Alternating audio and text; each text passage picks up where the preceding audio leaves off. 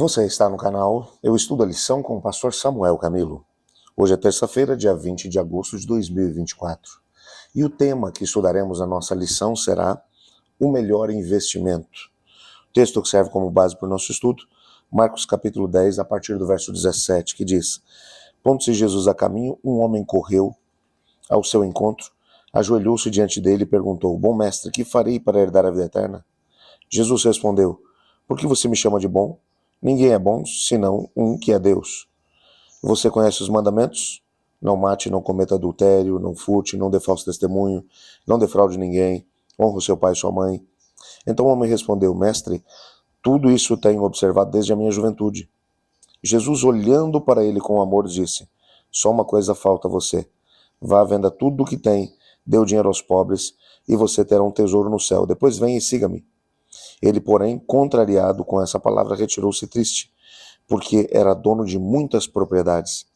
Então Jesus olhou ao redor e disse aos seus discípulos: Como é difícil para os que têm riquezas entrar no reino de Deus. Os discípulos estranharam essa palavra, mas Jesus insistiu em dizer: Filhos, como é difícil entrar no reino de Deus. É mais fácil um camelo passar pelo fundo de uma agulha do que um rico entrar no reino de Deus. E eles ficaram admirados, dizendo entre si: Sendo assim, quem pode ser salvo? Jesus olhou para eles e disse: Para os seres humanos é impossível, contudo não para Deus, porque para Deus tudo é possível. Então Pedro começou a dizer-lhe: Eis que nós deixamos tudo para seguir ao Senhor. Jesus respondeu: Em verdade lhes digo que não há ninguém que tenha deixado casa, irmãos, irmãs, mãe, pai, filhos ou campos por minha causa e por causa do Evangelho, que não receba, já no presente, 100 vezes mais, casas, irmãos, irmãs, filhos e campos, com perseguições, e no mundo por vir receberá a vida eterna. Porém, muitos primeiros serão os últimos, e muitos dos últimos serão os primeiros. Esse texto é um texto interessante. Nele nós encontramos uma inversão tremenda de valores. E quando olhamos principalmente para o Evangelho de Mateus, Mateus vai identificar esse indivíduo que veio até Jesus como um jovem, um indivíduo que ainda era jovem, mas que possuía muitas riquezas. Esse indivíduo, e é interessante que no livro das Exato às Nações, Ellen White vai mencionar que esse indivíduo estava observando Jesus lidando com as crianças, aquilo que vimos ontem. Quando ele percebeu Jesus acolhendo as crianças, dizendo que o reino de Deus era daqueles que tinham um coração semelhante ao delas, ele se animou a ir ter com Jesus. Marcos é o único que vai dizer que Jesus olhou para esse homem e o amou. E Jesus sente um amor muito grande por todas as pessoas. E Jesus, ele olha para dentro de nós, ele conhece as nossas lutas, conhece as nossas dificuldades, conhece as nossas fraquezas. E ainda assim, ele nos ama. Jesus olhou para esse homem e percebeu que as riquezas eram um problema na vida dele. Ele era um homem muito rico, mas vivia por conta das suas riquezas. Jesus percebeu que esse indivíduo, ele não conseguia guardar o primeiro mandamento de Deus. Não terás outros deuses diante de mim. As riquezas eram para ele um problema que o impediriam de chegar ao céu. Mas ainda assim ele fez a pergunta certa. Ele vem até Jesus e ele pergunta: Bom mestre, o que farei para herdar a vida eterna? Ele quer entrar no reino.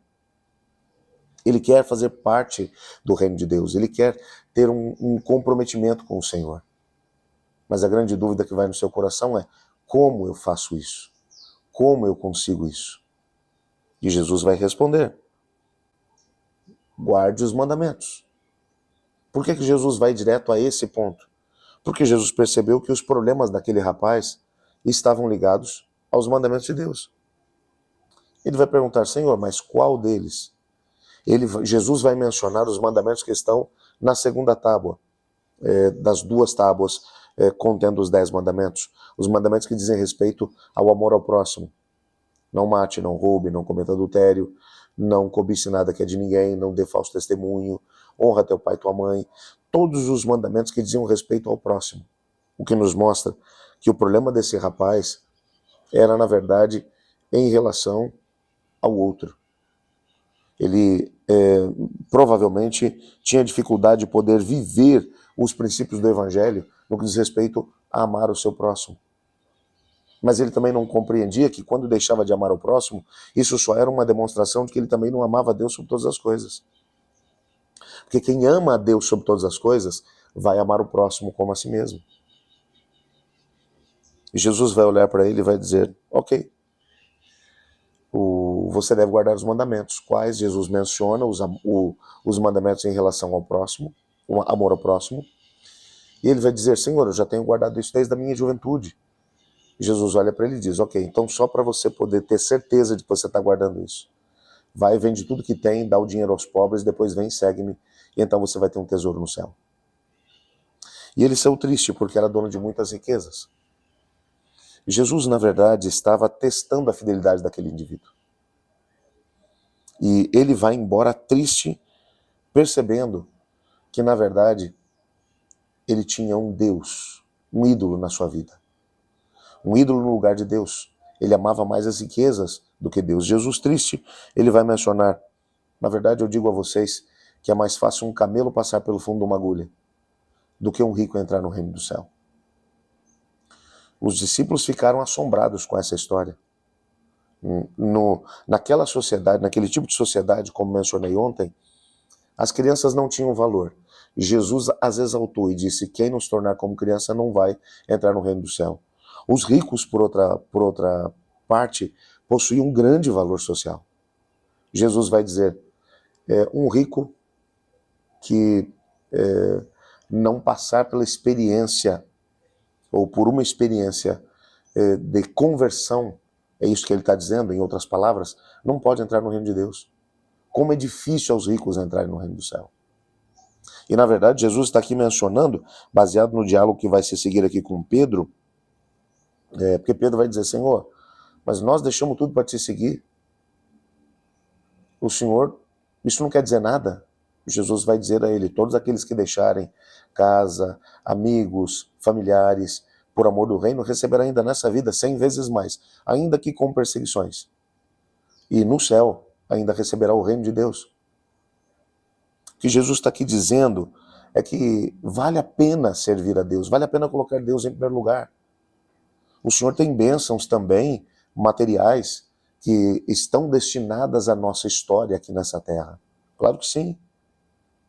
Mas acima de tudo isso, que não é nada comparado ao que Deus tem para nós na vida eterna, é poder estar com Cristo, estar com Deus, estar com os anjos na terra renovada, um lugar sem dor, sem sofrimento, sem morte. A experiência é que nós temos a capacidade de poder perceber hoje, boa parte das pessoas que colocam as riquezas em primeiro lugar, acabam vivendo sem compromisso com Deus, sem compromisso com a sua palavra, ou às vezes lutam tanto, mas tanto para ter muito dinheiro, e quando tem o que seria considerado suficiente na perspectiva deles, eles já estão tão envelhecidos e enfraquecidos pela idade que já não podem usufruir. O que Deus está dizendo para a gente, o que Jesus está dizendo para a gente, é que ter as riquezas como elemento que vai nos dar estabilidade na vida não é alguma coisa que tenha sustentação suficiente para manter a nossa vida. Por outro lado, quando olhamos para aqueles que têm menos, aqueles que para poder deixar tudo, o tudo é muito menos, mas às vezes custa também muito para que as pessoas possam abrir mão de algumas coisas. No decorrer do meu ministério eu tenho visto pessoas que deixam de poder obedecer a Deus, por exemplo, guardando o sábado, porque tem medo de passar necessidades se não trabalharem nesse dia. Eu tenho visto pessoas que têm um apego tão grande às coisas, que dizem, se eu for para Cristo, se eu me entregar a Cristo, eu vou ter que abrir mão de algumas coisas, eu não estou disposto a abrir mão disso. Às vezes é alguma coisa que eles gostam de comer ou beber, às vezes é um vestuário, alguma coisa que eles gostam de vestir, e por tão pouco as pessoas acabam deixando o reino de Deus de lado. O que Cristo está dizendo é que todo aquele que tiver um ídolo, seja ele algo dispendioso ou pequeno, poderá deixar de receber o reino do Senhor. Entretanto, respondendo ainda a pergunta de Pedro, no capítulo 10, verso 27, Jesus vai dizer, para os seres humanos é impossível, contudo não para Deus, porque para Deus tudo é possível. Esse versículo, ele vai mostrar para cada um de nós aquilo que é a perspectiva de Deus. A salvação é um ato de Deus na nossa vida. Ele é o único capaz de operar em nós tanto o querer quanto o efetuar. É Ele quem transforma a nossa vida. É Ele quem nos salva. É pela graça de Deus. Não é pelas nossas obras para que ninguém se glorie. Por isso, quando olhamos para Deus, devemos olhar também para a nossa vida, para tentarmos entender, existe hoje algum ídolo que nos impede de nos aproximarmos do Senhor? De seguirmos a Deus de coração, corpo e alma? Entregue sua vida a Deus, bem como tudo aquilo que lhe pertence. Não permita que nada te separe do Senhor. E a bênção de Deus virá sobre você, tanto nessa vida, quanto no reino de Deus, quando se efetivar em toda a terra e o pecado for banido. Pense nisso, enquanto você ore comigo. Obrigado, Senhor, por tua palavra, pela certeza que temos de que nos amas, que tem planos para a nossa vida, e de que o teu propósito é fazer com que o nosso coração esteja ligado ao seu. Nos ajude a podermos viver dessa maneira. Colocamos também cada pedido que está no coração dos seus filhos nas suas mãos. Talvez hoje haja alguém que está precisando de um milagre da tua parte, Pai. Eu te peço, opera, para que o teu nome seja glorificado. Pois é em nome de Jesus que oramos. Amém. Eu estudo a lição, e você?